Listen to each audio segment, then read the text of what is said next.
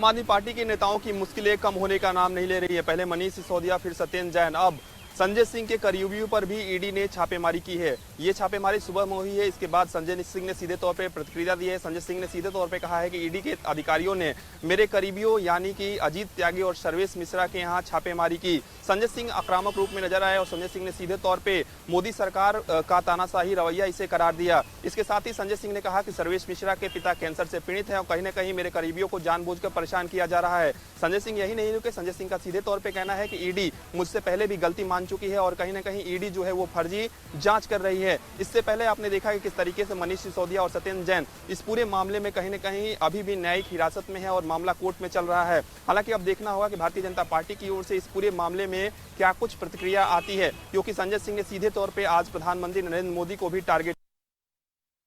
दिल्ली के मुख्यमंत्री अरविंद केजरीवाल जो है मुंबई के 2 दिन के दौरे पर है। इस दौरे के दौरान आज केजरीवाल जी ने मुंबई के मातोश्री में यानी उद्धव ठाकरे के घर पहुंचकर उद्धव ठाकरे से मुलाकात की। इस मुलाकात के बाद एक प्रेस कॉन्फ्रेंस रखी गई थी, जहां पर उद्धव ठाकरे ने मीडिया को संबोधित करते हुए ये कहा कि हमें विपक्षी या विरोधी पार्टी कहा जाता है, लेकिन असली विरोधी तो वो है जो सत्ता में बैठे हैं, क्योंकि ये लोग संविधान के विरोधी हैं। साथ ही साथ इस प्रेस कॉन्फ्रेंस में केजरीवाल ने कहा कि 8 साल की लंबी लड़ाई के बाद सुप्रीम कोर्ट ने हमारे हक में फैसला सुनाया था, लेकिन 8 दिन के अंदर ही केंद्र सरकार ने अध्यादेश लाकर हमसे सारे हक छीन लिए। कि जब भी अध्यादेश का बिल संसद में लाया जाएगा तो इसके खिलाफ उद्धव ठाकरे ने वादा किया है कि वो दिल्ली वाले लोगों के साथ खड़े रहेंगे। साथ ही साथ केजरीवाल ने ये भी दावा किया है कि एक बार अगर अध्यादेश का बिल जो है वो राज्यसभा में रिजेक्ट हो जाए तो 2024 में सत्ता में मोदी सरकार को कोई नहीं ला। शाहजहांपुर पहुंचे प्रभारी मंत्री नरेंद्र कश्यप ने राहुल गांधी और प्रियंका गांधी पर निशाना साधा। उन्होंने कहा कि आने वाले 2024 में भी भाई बहन मिलकर कुछ नहीं कर पाएंगे। ऐसे में लगातार उन्होंने कांग्रेस पर निशाना साधते हुए कहा कि आने वाली 2024 में फिर से एक बार नरेंद्र मोदी की ही सरकार बनेगी। उन्होंने कहा है कि नरेंद्र मोदी जनता के हित में बात करते हैं, वहीं कांग्रेस जनता के हित में बात नहीं करती।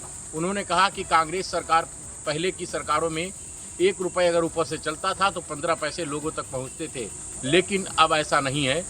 अब सरकार का पैसा सीधे जनता तक पहुंचता है और जनता इससे खुश है। और साफ तौर से उन्होंने ये भी कहा है कि आने वाली 2024 में फिर से नरेंद्र मोदी एक बार प्रधानमंत्री बनेंगे।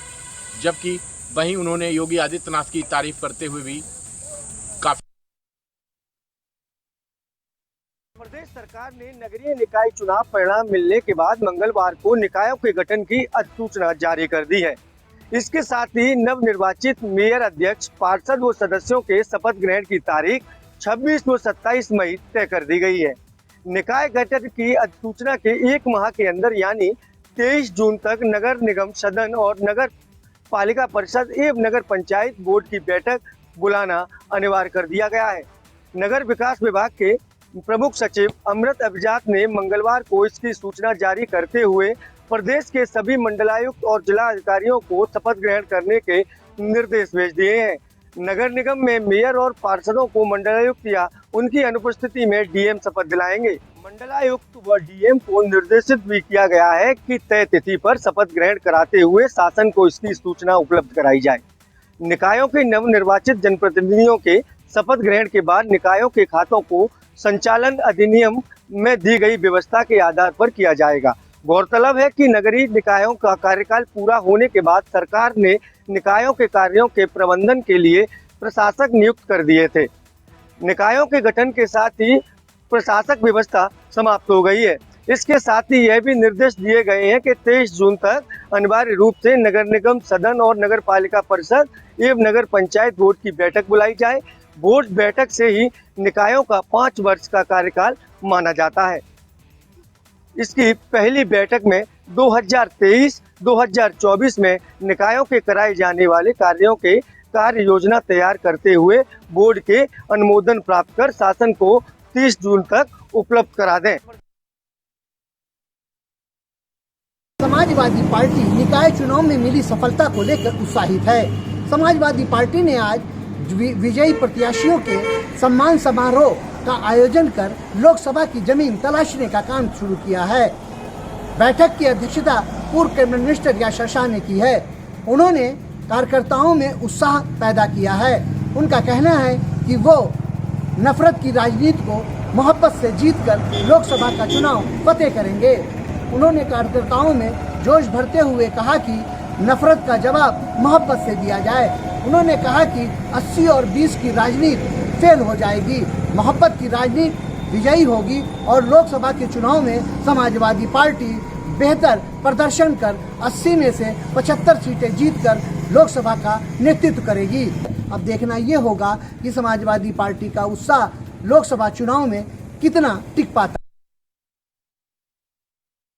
समाजवादी पार्टी के विधायक इरफान सोलंकी कोर्ट में पेशी होने के बाद जब मीडिया से मुखातिब हुए तो उन्हें एक बार फिर शायराना अंदाज में नजर आए। इरफान सोलंकी ने कहा कि रात जितनी भी काली हो सवेरा उतना ही बेहतर होता है। साथ ही उन्होंने 2000 के नोट बंदी के मामले पर उन्होंने साफ तौर पे कहा है कि इसके बारे में प्रदेश के प्रधानमंत्री मोदी जी से पूछो, वह इस पर क्या बोलेंगे। इसके बाद उन्हें जीप में बैठा करके महाराजगंज जेल के लिए पुलिस टीम रवाना हो गई है। आपको बताते चले इससे पहले कि जाजमऊ में महिला के प्लाट पर कब्जा और आग के मामले समेत 7 मुकदमों में आज उनकी कानपुर कोर्ट में पेशी हुई। पेशी के दौरान SMM 3rd MP MLA court और फास्ट ट्रैक कोर्ट में उनकी पेशी हुई। उसके बाद उन्हें महाराजगंज जेल वापस ले जाया गया। पेशी से पहले भी उन्होंने मीडिया से साफ तौर पे कहा था कि जीत उनकी ही होगी चाहे कुछ भी हो जाए, क्योंकि सच जीतता है और हार हारता है। अब देखने वाली बात यह वो जिस तरह समाजवादी पार्टी के विधायक का कॉन्फिडेंस देखने को मिला और उन्होंने साफ तौर पे कहा है कि जीत उनकी ही होगी, तो क्या मुकदमे में उनके खिलाफ जो भी मुकदमे दर्ज किए गए हैं या जो भी कार्रवाई की जा रही है क्या उससे वो बच जाएंगे, यह एक बड़ा सवाल है। कानपुर से रामजी शर्मा, न्यूज़ 1 इंडिया। समाज बाराबंकी में ऑनलाइन पेशी के दौरान माफिया डॉन मुख्तार अंसारी ने जज साहब से लगाई गुहार। कहा कि जेल में निरीक्षण के दौरान DMSP ले गए उसकी सारी फाइल, बचाव से रोका जा रहा है। दरअसल आज माफिया डॉन मुख्तार अंसारी का बाराबंकी MP MLA कोर्ट में मुकदमा लगा था, जिसके बाद माफिया डॉन मुख्तार अंसारी की वीडियो कॉन्फ्रेंसिंग के जरिए पेशी हुई। इस दौरान माफिया डॉन ने जज साहब से कहा कि बांदा जेल में निरीक्षण के दौरान DMSP आए और उसके मुकदमे से संबंधित पूरी फाइल लेकर चले गए, जिसमें बाराबंकी में चल रहे मुकदमे से संबंधित भी दस्तावेज थे। हालांकि संपूर्ण मामले में अपर जिला जज ने 29 मई को अगली सुनवाई की डेट निर्धारित की है। वहीं बाराबंकी में एम्बुलेंस प्रकरण में 26 मई को सुनवाई होनी है, जिसको लेकर उनके अधिवक्ता रणधीर सिंह सुमन ने बताया कि जांच के बहाने बांदा जिला अधिकारी व SP के द्वारा जेल का निरीक्षण किया गया। निरीक्षण के दौरान मुख्तार अंसारी के सारे दस्तावेज DMSP लेकर चले गए, जो कि जांच से भी रोका जा रहा है और बाराबंकी में चल रहे मुकदमे से संबंधित दस्तावेज। इस समय हम मौजूद हैं देवरिया जनपद के मेडिकल कॉलेज के इमरजेंसी परिसर में, जहां महिला कैदी को स्ट्रेचर नहीं मिलने पर उसे चटाई पर लाद कर उसे जिला मेडिकल कॉलेज के इमरजेंसी पहुंचाया गया, जहां उसका इलाज चल रहा है। वहीं इसका वीडियो अब तेज़ी से वायरल हो रहा है। दरअसल पूरा मामला देवरिया जनपद के जिला कारागार में बंद महिला कैदी का है, जो दहेज हत्या के मामले में देवरिया के जिला कारागार में बंद है। वह कुशीनगर जिले की रहने वाली है। वहीं जब इस पे बात किया गया तो साफ तौर पे जिला कारागार के पुलिसकर्मियों का आरोप है कि यहाँ पे उसे स्ट्रक्चर नहीं मिलने पे उसे चटाई पर लाद कर जिला के मेडिकल कॉलेज पहुँचाया गया, जो अब वीडियो तेज़ी से वायरल हो रहा है। इस संबंध में जब मेडिकल कॉलेज के प्रवक्ता डॉक्टर HK मिश्रा से बात किया गया तो उनका साफ तौर पे कहना है कि मामला संज्ञान में आया है, जांच करके कार्रवाई की जाएगी। मुजफ्फरनगर के SSP संजीव सुमन ने ऑपरेशन क्लीन चला रखा है। मुजफ्फरनगर पुलिस इन दिनों अपराधियों पर कहर बनकर टूटी हुई है। आज दिन निकलते ही लगभग 4 बजे के आसपास मुजफ्फरनगर की सिविल लाइन पुलिस और बदमाशों के बीच मुठभेड़ हुई है। इस मुठभेड़ में एक शातिर बदमाश राशिद नाम का बदमाश है, जो गोली लगने से घायल हुआ है और इसके पास से लूटी हुई मोटरसाइकिल भी बरामद हुई है और कुछ दिन पहले सिविल लाइन थाना क्षेत्र में एक लूट की घटना का अंजाम दिया था, उसका भी खुलासा हुआ है। उससे पहले इन लोगों ने एक छपार में एक लूट की घटना को अंजाम दिया था, उसका भी खुलासा हुआ है। इसके साथ पुलिस ने कॉम्बिंग अभियान चलाकर एक अन्य बदमाश को भी गिरफ्तार किया है। एक अन्य बदमाश का भी नाम सामने आया है और अब पुलिस इस पूरे गिरोह का जो है भंडाफोड़ करने में लगी हुई है। फिलहाल पुलिस ने इन दोनों बदमाशों के पास से 2 मोटरसाइकिल और 2 तमंचे भी बरामद किए हैं। जालसाजों ने अपना शिकार बनाया एक मानसिक विक्षिप्त महिला को और उस महिला का फ़ायदा उठाकर उसकी बेशकीमती ज़मीन लिखा ली अपने नाम और वो भी दान पात्र में। पूरा मामला बछरावा थाना क्षेत्र के थिलंडा गांव का है और जब इसकी जानकारी उस महिला को हुई तो वो बहुचक्की रह गई और जिलाधिकारी से लेकर पुलिस अधीक्षक तक न्याय की गुहार लगाने मुख्यालय पहुंच गई। आप तस्वीरों में साफ देख सकते हैं कि महिला ये मानसिक विक्षिप्त महिला है और इसके पति की भी डेथ हो चुकी है और जो बच्चा है उसकी भी डेथ हो चुकी है। फिलहाल ये वरासत उसके बेटे के नाम चढ़नी थी, लेकिन उस बेटे के नाम को बताकर जालसाजों ने इसकी पूरी ज़मीन अपने नाम लिखा ली। अब ये अधिकारियों के चौखट पर घुटने रगड़ती हुई ज़रूर दिखाई दे रही है। फिलहाल अपर पुलिस अधीक्षक नवीन कुमार ने पूरे मामले को संज्ञान में लेते हुए नक्षत्र अधिकारी महाराजगंज को जाँच सौंपी है और कार्रवाई का आश्वासन ज़रूर दिया है। अब देखना ये होगा कि यह कार्रवाई कब तक पूरी होती है और दोषियों पर कार्रवाई के नाम पर क्या होता है, ये तो देखने वाली बात। हरदोई में 60 सर्किट से आग लगने से 6 घरों की लाखों की गृहस्थी जलकर राख हो गई। मामला हरदोई जिले के अरवल थाना क्षेत्र का है, जहां पर एक घर में 60 सर्किट से आग लग गई और देखते ही देखते 5 घरों में आग का तांडव रूप पहुंच गया। आग से लाखों की गृहस्थी राख हो गई। हालांकि मौके पर दमकल कर्मी पहुंचे और ग्रामीणों की मदद से दमकल कर्मियों ने करीब 2 घंटे बाद आग पर काबू पाया। हालांकि वहां पर मौके पर एसडीएम सवाजपुर अभिषेक सिंह पहुंचे और स्थिति का जायजा लिया। कितना नुकसान हुआ, जिसको लेकर अभिषेक सिंह ने मौका मुआयना किया। एमबीआरसी से मऊरानीपुर क्षेत्र में लूट की घटनाओं को अंजाम दे रहे 3 सातिर बदमाशों को पुलिस को पकड़ने में सफलता मिली है। आपको बता दें कि निरंतर मऊरानीपुर थाना क्षेत्र में लूट की घटनाओं का चोरों द्वारा अंजाम दिया जा रहा था, जिसको लेकर मऊरानीपुर पुलिस के सिपाहियों के द्वारा चेकिंग अभियान चलाया जा रहा था। तभी उन्हें मुखबिर से सूचना मिली कि कुछ लूट की घटना को अंजाम देने वाले बदमाश एक जगह एकत्रित हो रहे हैं, जिसके बाद मौके पर पुलिस द्वारा छापामार कार्रवाई की गई और उसमें 3 सातिर बदमाशों को पकड़ा गया, जिसके पास से 53,300 रुपये, एक चोरी की मोटरसाइकिल, एक तमंचा और 2 कारतूस बरामद हुए हैं। अनुपमा में रूपाली गांगुली की दोस्त देविका के पति का किरदार निभाने वाले नीतीश पांडे की कल रात यानी कि 23 मई की रात को हार्ट अटैक के कारण मृत्यु हो गई, जिसके बाद पूरी टीवी इंडस्ट्री में शोक की लहर छाई हुई है। आपको बता दें, पहले साराभाई वर्सेस साराभाई की एक्ट्रेस वैभवी उपाध्याय की मौत की खबर से इंडस्ट्री में तमाम जगह मातम परस गया था और अब नीतीश पांडे के जाने से भी लोगों को गहरा धक्का लगा है। राइटर सिद्धार्थ नागर ने इस खबर की पुष्टि की। उन्होंने पहले फेसबुक पोस्ट कर इस बात की जानकारी दी और उसके बाद उन्होंने ये बात एक टीवी चैनल पर भी बताई। उन्होंने कहा कि ये खबर सच है और आपको ये भी बता दें कि नीतीश पांडे अपनी शूटिंग कर वापस लौट रहे थे तो करीबन 1:30 बजे उनकी हार्ट अटैक से मृत्यु हो गई। कानपुर नगर में लगातार अवैध निर्माण जारी है। केडीए के अधिकारी कर्मचारियों की लापरवाही और नजर देखी की वजह से लगातार अवैध निर्माण जारी है। बात कर रहे हैं तो जोन 2 की, जहां पर लाल बंगला स्थित चंद नगर में 134A बिल्डिंग लगातार अवैध तरीके से तैयार की जा रही है, जिसमें बेसमेंट भी खोद दिया गया है, जो कि मानक के विपरीत है। इलाकाई लोगों ने इस मानक विपरीत बन रही बिल्डिंग की शिकायत भी की है, लेकिन केडीए अधिकारी कर्मचारी लगातार इसे नज़रअंदाज कर रहे हैं। सवाल यह उठ रहा है कि आखिर इस अवैध निर्माण को क्यों नहीं रोका जा रहा है। यह भी बताया जा रहा है कि इस बिल्डिंग को बिल्डर मुस्तकीन द्वारा बनाया जा रहा है, जो कि पूरी तरह गलत है। बिना नक्शा पास बेसमेंट खोदने की अनुमति नहीं है, उसके बाद भी अवैध निर्माण किया जा रहा है। बताया जा रहा है कि 3 मंजिल इस मकान को बना दिया गया है, लेकिन जो सुपरवाइजर जिनकी जिम्मेदारी होती है कि क्षेत्र में किसी भी तरह के अवैध निर्माण ना हो सके, उसकी रिपोर्ट अधिकारियों को दे, जिससे कि अवैध तरीके से हो रहे निर्माण को रोका जा सके। लेकिन चंद नगर में जिस तरह मानक के विपरीत या बिल्डिंग तैयार की जा रही है वो टोटल गलत है। कहीं ना कहीं आसपास रहने वाले लोगों के लिए भी ये बिल्डिंग खतरा बनी रहेगी। उसके बाद भी लगातार केडीए और कर्मचारी इसे नज़रअंदाज कर रहे हैं। अब देखने की बात यह होगी कि इस शिकायतों के बावजूद क्या केडीए अधिकारी और कर्मचारी इस मामले को संज्ञान में लेंगे, मुस्तकिन बिल्डर पर कार्रवाई करेंगे या नहीं, या फिर इस तरह जो मानक विपरीत बिल्डिंग तैयार की जा रही है क्या उसे काम को रुकवाया जाएगा, यह एक बड़ा सवाल है। पश्चिमी विक्षोभ के कारण उत्तराखंड में बदले मौसम ने कल देर रात जमकर उत्पात मचाया है, जबकि आज भी मैदानी इलाकों में बूंदाबांदी और पहाड़ों में बर्फबारी हो रही है।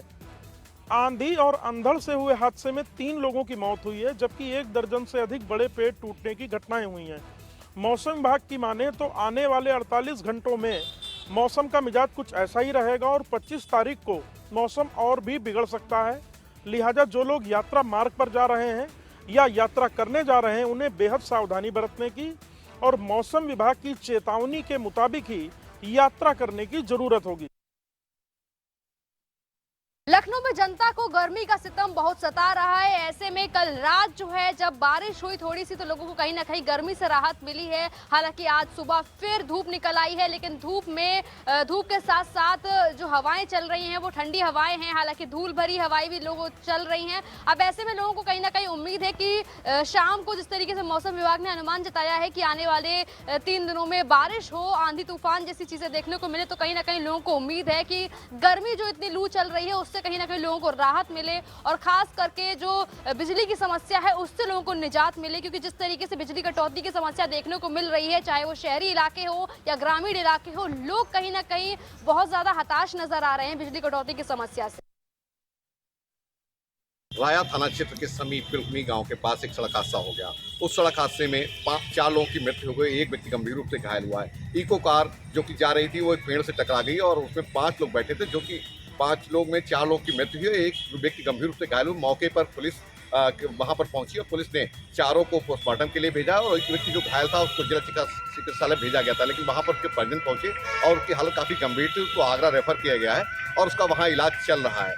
बात की जाए इसकी दुर्घटना की, तो जो लोग उसमें कार में सवार थे वो बलदेव से जा रहे थे वृंदावन के लिए। अब इसमें आरटीओ ऑफिस में उनका कुछ कार्य था, लेकिन रास्ते में उनकी कार एक पेड़ से अचानक टकरा गई, जिस कारण इस दर्दनाक हादसे में 4 लोगों की मृत्यु हो गई। वहां पर वरिष्ठ पुलिस अधीक्षक शैलेश पांडे भी पहुंचे और उन्होंने लोगों को देखा और लोगों को पोस्टमार्टम भेजने के बाद में जिस व्यक्ति को उपचार के भेजा था उसको आगरा में बात की, जो आगरा में उनको भेजा गया है। वहां पर भी चिकित्सकों से बात की और उसको बढ़िया से बढ़िया उपचार मुहैया कराया जा रहा है।